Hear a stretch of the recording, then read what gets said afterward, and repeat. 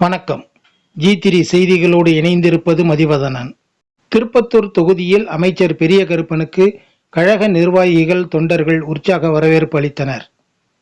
இனி விரிவான செய்திகள்.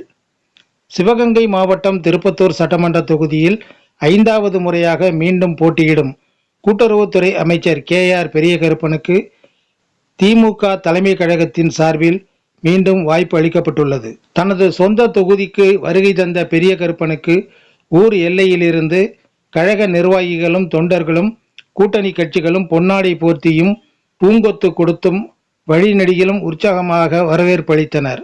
முன்னதாக வேளங்குடி கிராமத்தில் உள்ள தனது குலசாமி கோயிலுக்கு சென்று சாமி தரிசனம் மேற்கொண்டார்.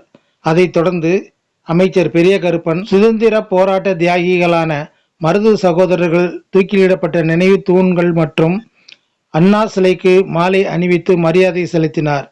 நிகழ்ச்சியில் மானாமதுரை சட்டமன்ற உறுப்பினர் தமிழரசி ரவிக்குமார் மற்றும் கழக நிர்வாகிகள், தொண்டர்கள் என திரளானோர் கலந்து கொண்டனர். கடந்த 2006, 2011, 2016, 2021 ஆகிய 4 முறை நடைபெற்ற சட்டமன்ற தேர்தலில் இதே தொகுதியில் போட்டியிட்டு வெற்றி பெற்று 2 முறை அமைச்சராகவும் 2 முறை சட்டமன்ற உறுப்பினராகவும் அங்கம் வகித்துள்ளார் என்பது குறிப்பிடத்தக்கது. G3 செய்திகளுக்காக திருப்பத்தூர் செய்தியாளர் ரவி.